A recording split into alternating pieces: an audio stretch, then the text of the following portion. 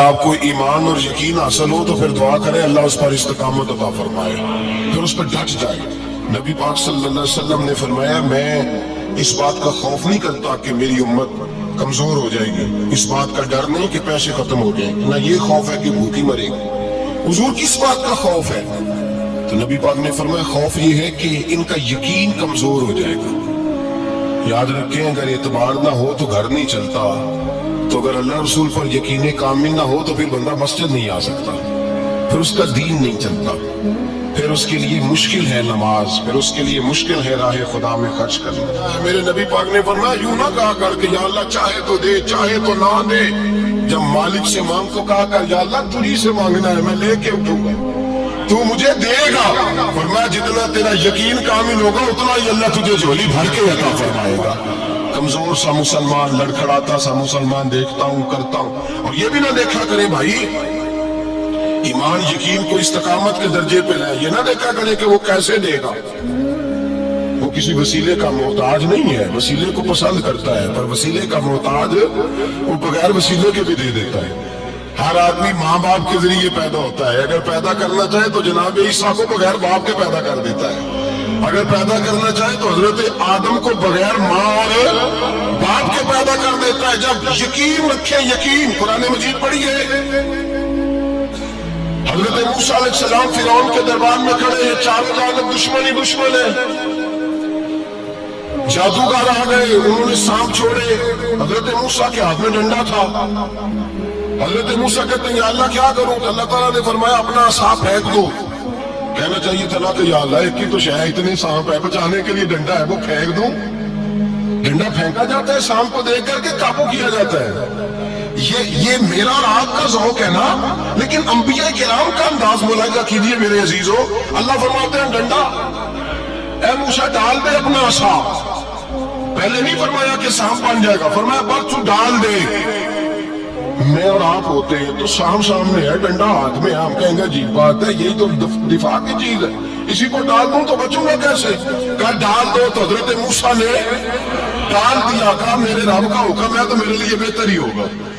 اللہ فرماتے ہیں جب موسیٰ نے ڈالا تو میں نے اس ڈنڈے کو، اس عصا کو اژدہا بنا دیا۔ اب کبھی عصا بھی اژدہا بنے، کبھی چھڑی بھی بہت بڑا اژدہا بنی ہے، لیکن قرآن کہتا ہے جناب موسیٰ نے ڈالا تو اللہ نے اژدہا، بلکہ اس سے پیچھے چلیے، عورتیں کمزور یقین کی ہوتی ہے نا، جناب موسیٰ پیدا ہوئے تو اللہ فرماتے ہیں میں نے موسیٰ کی ماں کے دل میں بات ڈالی، ماں کے دل میں صندوق میں ڈال کے تب اس کو دریا میں بہا دے۔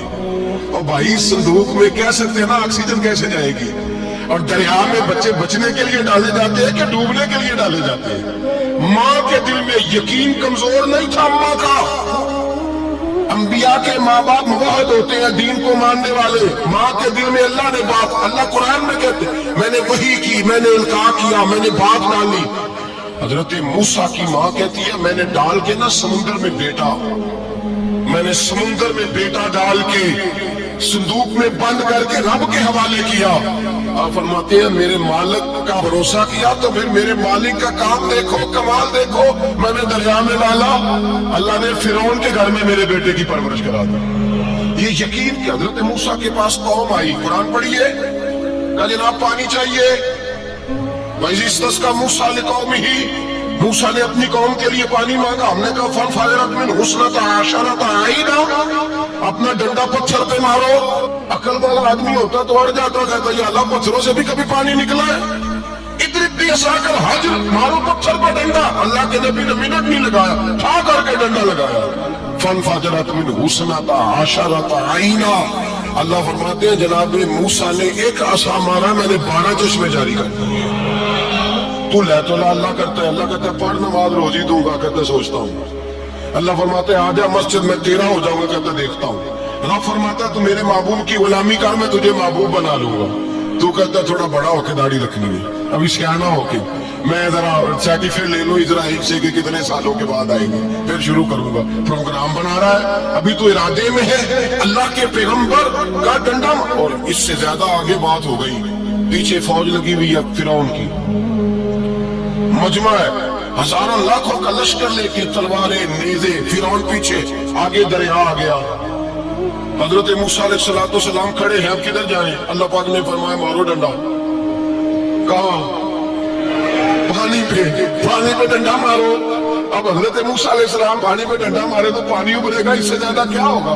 پہلے پتھر پہ ڈنڈا مروایا تو پانی نکلا، اب پانی پہ ڈنڈا مروایا فائز فرقنا بکم البحر فانجیناکم واغرقنا آل فرعون۔ اللہ فرماتے ہیں موسیٰ نے پانی پہ ڈنڈا مارا تو میں نے پانی میں رستے بنا دیے۔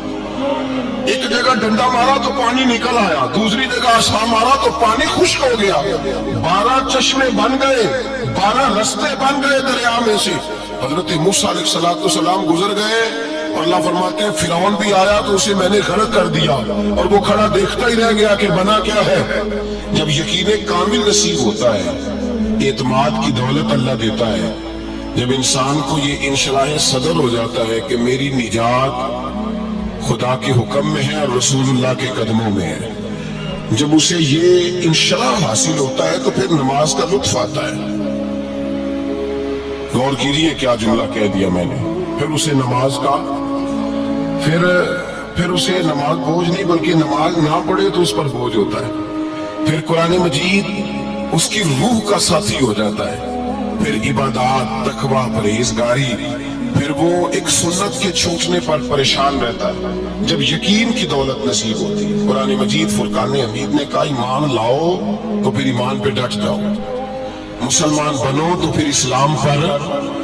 پھر یہ جو کمزوری ہے نا، یہ دیکھتے ہیں، کرتے ہیں، چلتے ہیں، ابھی کل ابھی پرسوں بہانے ہیلے، ابھی میں نماز شروع کرتا ہوں دیکھتا ہوں لا الہ الا اللہ محمد رسول اللہ صلی اللہ علیہ، جب کسی نے کلمہ پڑھا تو اس پر پورا دین ضروری ہے، پورا۔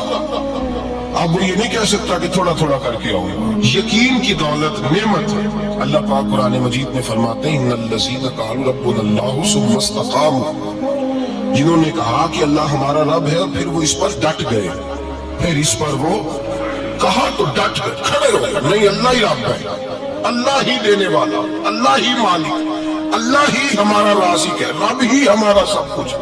جب ڈٹ گئے تو فرمایا تنزل علیہم الملائکہ، پھر میں ان کی مدد کے لیے آسمان سے فرشتوں کا نزول فرمایا کرتا ہوں۔ فرشتے کیا کہتے ہیں؟ اللہ تخافوا ولا تحزنوا، غم نہ کرنا، خوف نہ کھانا، وابشروا بالجنۃ التي كنتم توعدون، ہم تو تمہیں اللہ تبارک و تعالیٰ کی اس جنت کی خوشخبری دینے آئے ہیں جس کا رب نے تمہارے ساتھ وعدہ کیا ہوا ہے۔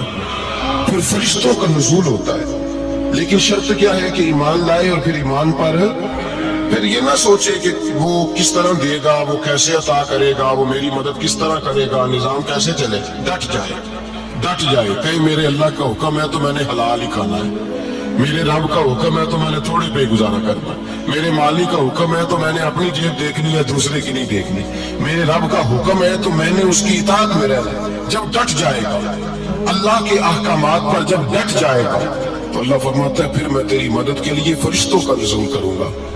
نبی پاک صلی اللہ علیہ وسلم نے فرمایا 2 دولتیں اگر کسی کو اللہ دے دے تو سمجھے اللہ نے اسے دنیا کی سب سے زیادہ دولت عطا فرما دی۔ یا رسول اللہ وہ کون کون سی چیزیں ہیں؟ فرمایا ایک جس شخص کو اللہ نے معاف کرنے کی دولت عطا کر دی، جو معاف کرنے لگ گیا، جس کی طبیعت میں درگزر آ گیا، جو معاف کرنے لگا، غلطیاں معاف کرنے لگا، جس کو ایک دولت یہ مل گئی، اور دوسرا میرے مصطفیٰ نے فرمایا جسے اللہ نے یقین کی دولت عطا فرما دی۔ جس کو یہ 2 دولتیں مل جائیں، درگزر کرنا، دوسرا رب رسول پہ یقین کامل رکھنا، اسے کائنات کی ہر شے مل گئی۔ میرے نبی پاک نے فرمایا جب بھی دعا مانگو خدا سے یہ 2 نعمتیں مانگا کرو، عرض کیا کرو اے اللہ درگزر کی دولت عطا فرما، اے اللہ تو ہمیں یقین کی دولت عطا فرما، ایمان کی قوت اور پختگی نصیب فرما۔ میرے بھائی حضور نے فرمایا مان کے لو، کمزور ایمان والا شخص کسی کام کا نہیں ہوتا۔ جس آدمی کے ذہن میں شک کا بیج ایک دفعہ جنم لیتا ہے وہ آدمی تو غلام سے بدتر ہے۔ بے کیف سجدہ، روٹھی روٹھی سی عبادت، اس کی زندگی کیفیات سے خالی ہے۔